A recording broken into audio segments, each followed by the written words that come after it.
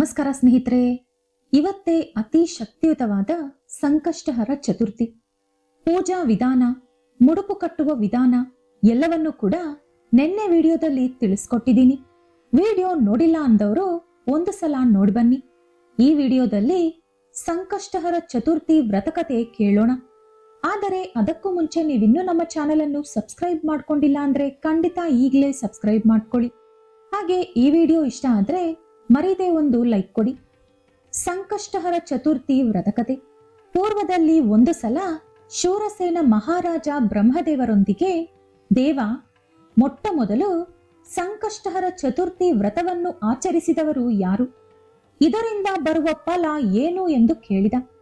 ಆಗ ಬ್ರಹ್ಮದೇವರು ಶೂರಸೇನ, ಮೊಟ್ಟ ಮೊದಲು ಪರಮೇಶ್ವರನ ಆಜ್ಞಾನುಸಾರ ಪಾರ್ವತೀ ದೇವಿ ಶ್ರದ್ಧಾ ಭಕ್ತಿಯಿಂದ ನಿಯಮ ನಿಷ್ಠೆಗಳಿಂದ ಸಂಕಷ್ಟಹರ ಚತುರ್ಥಿ ವ್ರತವನ್ನು ಆಚರಿಸಿದರು. ಮಹಾಫಲ ಪಡೆದುಕೊಂಡರು.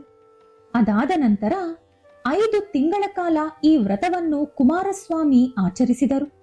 ಅಗಸ್ತ್ಯ ಮಹರ್ಷಿ ಈ ವ್ರತವನ್ನು ಆಚರಿಸಿ ಸಪ್ತ ಸಮುದ್ರಗಳನ್ನು ಅವರ ಹಿಡಿತದಲ್ಲಿ ತಂದುಕೊಂಡರು. 3 ತಿಂಗಳು ಈ ವ್ರತ ಮಾಡಿ ವಿನಾಯಕನ ಅನುಗ್ರಹ ಕೂಡ ಪಡೆದುಕೊಂಡರು. ನಲಚಕ್ರವರ್ತಿಯಿಂದ ದೂರಾದ ದಮಯಂತಿ ದೇವಿ ಈ ಪವಿತ್ರವಾದ ವ್ರತವನ್ನು ಆಚರಿಸಿ ಮತ್ತೆ ನಲನೊಂದಿಗೆ ಒಂದಾದಳು. ಕೃಷ್ಣನ ಪತ್ನಿಯಾದ ರುಕ್ಮಿಣಿ ದೇವಿ ಮಗ ಪ್ರದ್ಯುಮ್ನನನ್ನು ಕಳೆದುಕೊಂಡು ತೀರಾ ದುಃಖದಲ್ಲಿದ್ದಾಗ ಈ ವ್ರತವನ್ನು ಆಚರಿಸುವ ಮೂಲಕ ದುಃಖದಿಂದ ದೂರಾದಳು. ಪ್ರದ್ಯುಮ್ನ ಕೂಡ ಮತ್ತೆ ಹಿಂದಿರುಗಿ ಮನೆಗೆ ಬಂದ.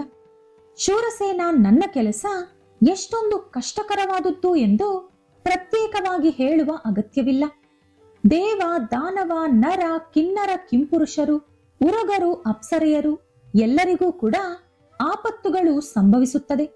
ಆ ಸಮಯದಲ್ಲಿ ಅವರೆಲ್ಲರೂ ಸಂಕಷ್ಟಹರ ಚತುರ್ಥಿ ವ್ರತ ಆಚರಿಸಿ ಜೀವನದಲ್ಲಿರುವಂತ ವಿಘ್ನಗಳನ್ನು ದೂರ ಮಾಡಿಕೊಂಡು ಗೆಲುವು ಸಾಧಿಸುವ ಮೂಲಕ ಆಪತ್ತಿನಿಂದ ಹೊರಬರುತ್ತಾರೆ.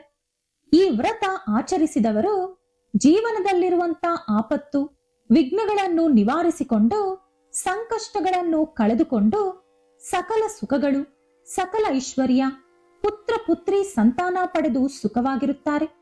ದಾನಗಳು, ತಪಸ್ಸುಗಳು, ಯಜ್ಞ ಯಾಗಾದಿಗಳು ಯಾವುದು ಈ ವ್ರತಕ್ಕೆ ಸಮಾನವಲ್ಲ. ಮೊದಲು ಮಹಾಗಣಪತಿಯನ್ನು ಆವಾಹನೆ ಮಾಡಿಕೊಂಡು ಈ ವ್ರತ ಆಚರಿಸಬೇಕು. ಈ ವ್ರತಕತೆಯನ್ನು ಕುಟುಂಬವೆಲ್ಲ ಕುಳಿತುಕೊಂಡು ಶ್ರದ್ಧಾ ಭಕ್ತಿಯಿಂದ ಕೇಳಿಸಿಕೊಳ್ಳಬೇಕು.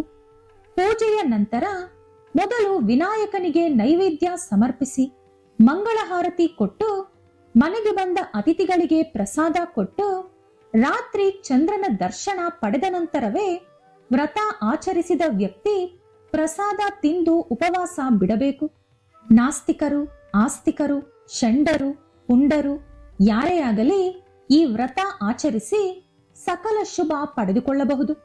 ಹಾಗಾಗಿ ಸಂಕಷ್ಟಹರ ಚತುರ್ಥಿ ವ್ರತ ತುಂಬಾ ಶಕ್ತಿಯುತವಾದದ್ದು ಎಂದು ಬ್ರಹ್ಮದೇವರು ಶೂರಸೇನ ಮಹಾರಾಜನಿಗೆ ತಿಳಿಸಿದರು. ಅಂದಿನಿಂದ ಶೂರಸೇನ ಪ್ರತಿ ತಿಂಗಳು ರಾಜ್ಯದಲ್ಲಿ ಸಂಕಷ್ಟಹರ ಚತುರ್ಥಿ ವ್ರತ ಆಚರಿಸುವ ಮೂಲಕ ಸಂತಾನ, ಸಂತೋಷ, ನೆಮ್ಮದಿ, ಆರೋಗ್ಯ, ಐಶ್ವರ್ಯ, ರಾಜ್ಯಾಭಿವೃದ್ಧಿ ಪಡೆದುಕೊಂಡು ಬದುಕಿರುವವರೆಗೂ ಸುಖವಾಗಿ ಬದುಕಿ ಕೊನೆಗೆ ಮೋಕ್ಷ ಪಡೆದುಕೊಂಡ ಎಂದು ಸೂತ ಮಹರ್ಷಿ ಶೌನಕಾದಿ ಮಹಾಮುನಿಗಳಿಗೆ ಹೇಳಿದರು. ಸ್ನೇಹಿತರೆ, ಇದು ಸಂಕಷ್ಟಹರ ಚತುರ್ಥಿ ವ್ರತಕತೆ. ಇವತ್ತು ಪೂಜೆ ಮಾಡಿದ ನಂತರ ಚಂದ್ರನ ದರ್ಶನ ಪಡೆಯುವುದಕ್ಕೂ ಮುಂಚೆ ಈ ಕತೆ ಕೇಳುವುದರಿಂದ ಎಲ್ಲಾ ಸಂಕಷ್ಟಗಳು ನಿವಾರಣೆಯಾಗುವುದರ ಜೊತೆಗೆ ಗಣೇಶನ ಆಶೀರ್ವಾದ ಮತ್ತು ಮಹಾ ಪುಣ್ಯಫಲ ಪಡೆದುಕೊಳ್ಳುತ್ತೀರಿ. ಈ ವಿಡಿಯೋ ಇಷ್ಟ ಆದ್ರೆ ಲೈಕ್ ಮಾಡಿ, ಶೇರ್ ಮಾಡಿ. ಇಂತಹ ಹೆಚ್ಚಿನ ಉತ್ತಮ ಕಥೆಗಳಿಗಾಗಿ ತಪ್ಪದೇ ನಮ್ಮ ಚಾನೆಲ್ ಅನ್ನು ಸಬ್ಸ್ಕ್ರೈಬ್ ಮಾಡ್ಕೊಳ್ಳಿ. ನಾಳೆ ಮತ್ತೊಂದು ವಿಡಿಯೋದೊಂದಿಗೆ ಪುನಃ ಭೇಟಿಯಾಗೋಣ. ಧನ್ಯವಾದಗಳು.